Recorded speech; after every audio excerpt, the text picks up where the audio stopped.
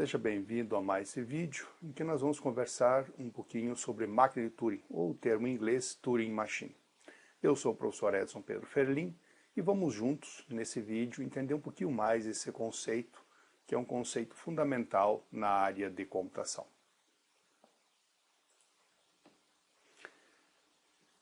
Então, primeiramente, vamos destacar quem foi Alan Turing. Então, Alan Turing foi um pioneiro na ciência da computação e na área de inteligência artificial, é considerado o pai da computação, mas ele, se for ver, estudar um pouquinho sobre a vida dele, foi matemático, cientista, filósofo britânico, que viveu nesse período que compreendeu a Segunda Guerra Mundial, inclusive ele foi um dos desenvolvedores da máquina que quebrou o código de criptografia da máquina alemã que usava para troca de mensagens. Tem inclusive filme, que eu acho que o termo em inglês, o termo em português desse filme é jogos de imitação. Então quem não assistiu, vale a pena assistir, porque conta um pouquinho da história da computação, um pouco da história, inclusive da Segunda Guerra Mundial. Então acho que vale a pena nesse sentido.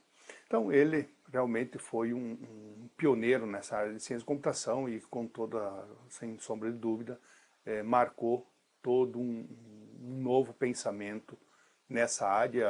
E quando a gente fala computação, nós estamos falando também de toda a área das ciências.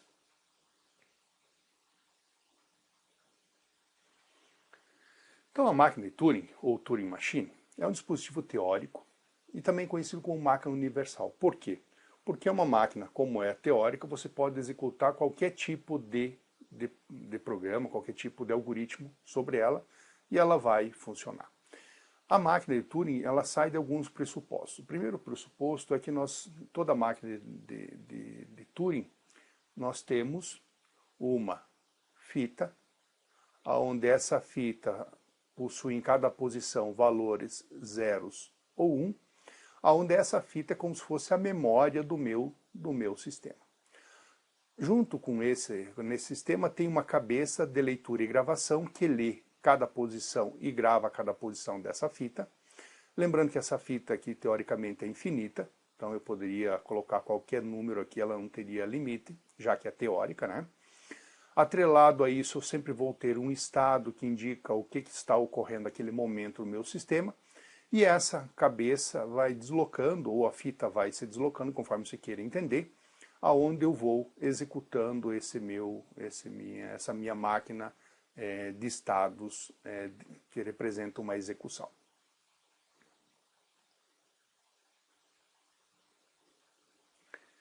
Então vamos ver por meio de um exemplo. Vamos pegar uma máquina de Turing para que faça a soma de dois números unários. Então aqui já vem um conceito que muitos talvez não conheçam. O que é um conceito unário? Binário todo mundo sabe, é aquele que cada bit representa dois valores zeros e uns, e a combinação deles eu vou formando palavras.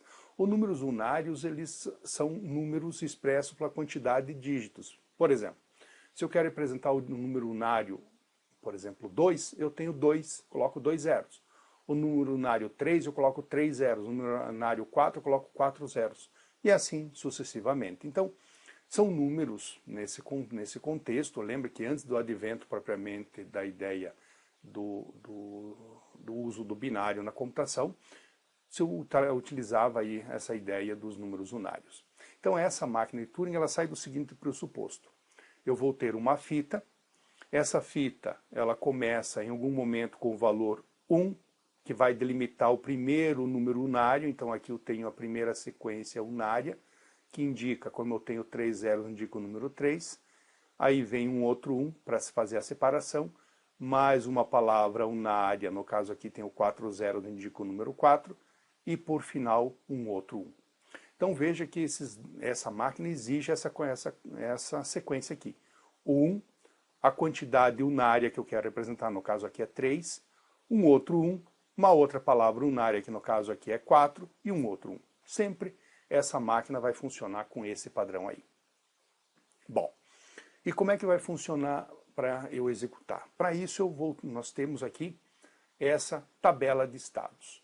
Essa tabela de status, ela vai representar exatamente a execução que eu vou fazer nessa máquina de Turing. Então, eu tenho as colunas, primeira coluna indicando o estado, a segunda coluna indicando o valor lido, a terceira coluna indicando o valor que eu vou escrever, a quarta coluna o movimento e a quinta coluna o próximo estado. Toda máquina de Turing tem essas cinco colunas aqui. A quantidade de linhas depende do meu programa. No caso, esse programa, eu vou ter aqui 1, 2, 3, 4, 5, 6 linhas, e cada linha é como se fosse uma instrução, né? Uma execução que eu vou fazer na máquina. Então aqui eu tenho essas 6 linhas, 6 instruções, mas elas vão se repetir, então não é que fica só nessas 6, elas são cíclicas. Mas toda máquina de Turing tem essa representação do estado, valor lido, valor escrever, movimento e próximo estado. Aqui já está preenchido, né, as linhas já estão preenchidas com os valores para essa soma de dois números unários. Ok? Então nós vamos com base nessa máquina aqui entender como funciona essa máquina de Turing. Lembrando que essa máquina aqui é uma máquina, por mais seja teórica, nós vamos fazer aqui na mão, mas ela tem o seu correspondente computacional. Então eu posso transformar isso num algoritmo, e esse algoritmo eu posso gerar um programa e rodar em qualquer computador. Então vamos executar essa máquina de Turing que faz a soma de dois números unários. Então lembrando que aqui eu tenho 1, indicando, começando o meu primeiro número unário que representa o número 3, já que eu tenho 3 zeros, um outro 1 para finalizar esse número e começar o próximo, e aqui mais uma sequência de 4 zeros indicando o número unário 4, finalizando com o número 1. Então isso que já está na fita, preenchido, e nós vamos começar a executar essa máquina seguindo essa tabela de estados. Nesse caso aqui eu tenho essas 6 linhas da minha máquina de estados, da minha tabela de estados, que vai fazer a execução desse programa, que faz essa soma desses dois números unários. Então, primeira coisa que eu vou fazer é posicionar aqui a cabeça de leitura e gravação, e aqui eu vou colocar um indicativo do estado atual para facilitar o entendimento. Então o estado atual vai começar como o estado 1, e eu vou fazer o quê? Eu vou, com base no que eu vou lendo aqui, eu vou comparando com o que eu tenho na tabela. Então o ciclo de execução da máquina de Turing eu leio o valor que está na fita, da preposição que está na fita, juntamente com o estado atual, eu comparo na tabela de estados qual é a linha que corresponde àquele valor. Então, por exemplo, valor lido 1. Estou lendo, já que eu estou nessa posição, estou lendo o valor lido 1. 1 e estado atual 1, eu venho aqui na tabela e procuro. Estado atual 1 e valor lido 1. É a primeira linha. Por acaso é a primeira linha, mas não é obrigatório, poderia ser em qualquer ordem, tá? Essa tabela aqui pode ser em qualquer ordem, não precisa ser na ordem bonitinha, no caso ser a primeira, poderia ser a última e ela funcionaria. Então eu venho aqui, estado 1 e valor lido 1. O que eu faço? Eu escrevo 1, vou para a direita, movimento a cabeça ou a fita para a direita, conforme você queira interpretar, e vou para o estado 2. Então olha lá. Então eu escrevo 1, eu não vou escrever porque já tem um aqui, só para não ficar atrapalhando a imagem aqui. Escrevo 1, movimento a cabeça para para a próxima posição, para a direita, e o estado atual, que era 1, agora mudou para 2. Correto isso? Então escrevo 1, vou para a direita, estado 2. Muito bem, agora vamos lá. Estou no estado 2 e estou lendo o valor 0. Então eu venho aqui na tabela, procuro qual linha que tem estado atual 2 e valor 0. Ah, é essa daqui que eu estou lendo? O que acontece? Eu escrevo 0, vou para a direita e continuo no estado 2. Então eu escrevo 0, movimento a cabeça para outra posição e continuo no estado 2. 2 e 0 novamente. 2 e 0 é aquilo que nós acabamos de fazer. Escrevo 0, vou para a direita e continuo no estado 2. Então, escrevo 0, movimento a cabeça para a direita e continuo no estado 2. 2 e 0 novamente. Então, o que eu faço? Escrevo 0, movimento a cabeça para a direita e vou para o estado 2. 2, agora é 2 e 1. 2 e 1. 2 e 1 é outra linha, olha só. 2 e 1. O que acontece com 2 e 1? Eu escrevo 0, vou para a direita, só que eu mudo para o estado 3. Então, olha lá. Eu escrevo aqui onde é 1, então eu escrevo aqui 0, escrevo 0, movimento a cabeça para a direita, só que agora eu mudo para o estado 3. Então agora é 3 e 0. O que acontece com 3 e 0? 3 e 0 é essa linha aqui, ó, 3 e 0. Eu escrevo 0, vou para a direita e continuo no estado 3. Então, eu escrevo 0, vou para a direita e continuo no estado 3. 3 e 0, novamente. O que acontece? Escrevo 0, vou para a direita e continuo no estado 3. Novamente, 3 e 0, 3 e 0. Escrevo 0, vou para a direita e estado 3. Escrevo 0, vou para a direita e continuo no estado 3. 3 e 0, o que acontece? Escrevo 0, vou para a direita e continuo no estado 3. Estado 3. Só que agora, olha só, é 3 e 1. Mudou, né? Então, venho aqui na tabela, procuro 3 e 1. Ah, 3 e 1 é essa linha? Beleza. O que acontece nessa linha?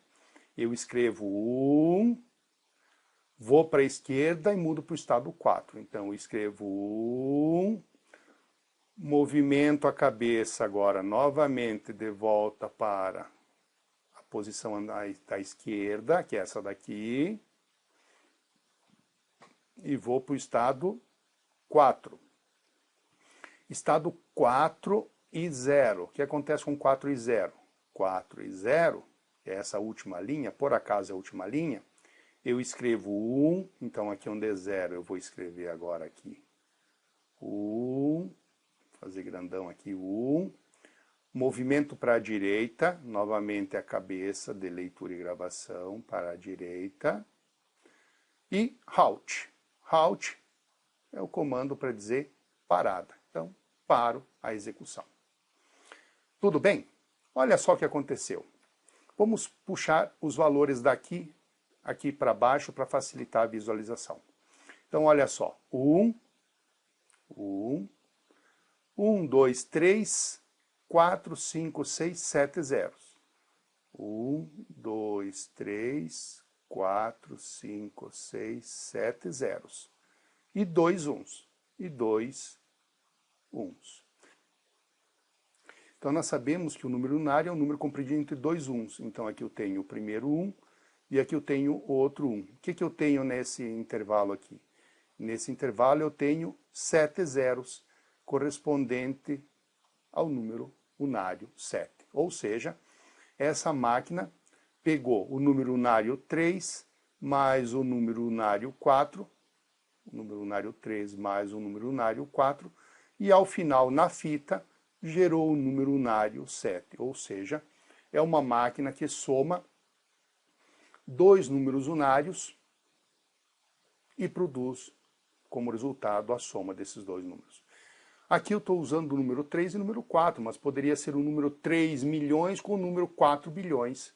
Não tem nenhum tipo de limitação essa questão da máquina de Turing. Então, como a máquina de Turing, teoricamente, ela é infinita, eu tenho infinitas posições, eu poderia trabalhar com números infinitos para fazer essas operações. Olha só que interessante. A máquina de Turing, ela é exclusiva para fazer uma determinada operação. Então, por exemplo, essa máquina de Turing aqui, ela só faz soma de dois números unários. Se eu quisesse fazer a multiplicação, seria outra máquina.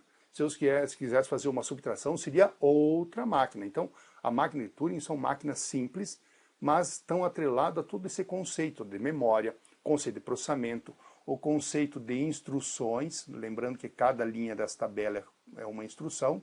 Então, a máquina de Turing traz, atrelado a ela, o conceito de um computador genérico, que funciona, vamos dizer assim, no papel, mas que a gente pode transportar isso para dentro da nossa execução, do nosso computador propriamente.